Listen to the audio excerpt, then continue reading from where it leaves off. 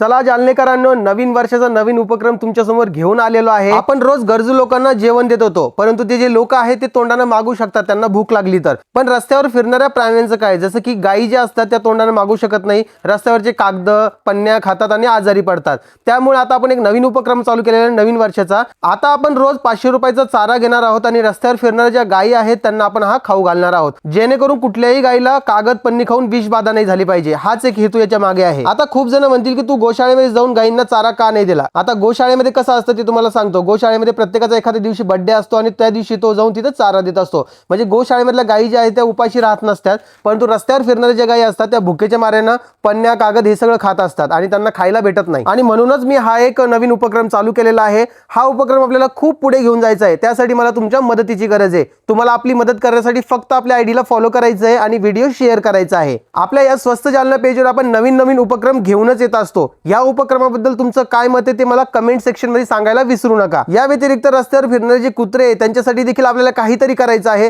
त्यांना आपल्याला काय मदत करता येईल ते देखील मला कमेंट सेक्शन मध्ये तुम्हाला सांगायचं आहे। नवीन वर्षात प्रत्येक व्यक्ती काही ना काही संकल्प घेत असते, त्याच पद्धतीने आज आपण संकल्प घेणार आहोत की रस्त्यावरच्या गायी कुत्रे हे उपाशी नाही राहिले पाहिजे, सोबतच गरजू लोक देखील उपाशी नाही राहिले पाहिजे, त्यांच्यासाठी देखील आपलं डोनेशन चालूच राहणार आहे। माझ्यासोबत तुम्ही देखील आज एक संकल्प घ्या, आपल्या चॅनलला सपोर्ट करून फॉलो करायला विसरू नका। मी भेटेल तुम्हाला उद्याच्या ब्लॉग मध्ये, तोपर्यंत सगळ्यांना बाय बाय।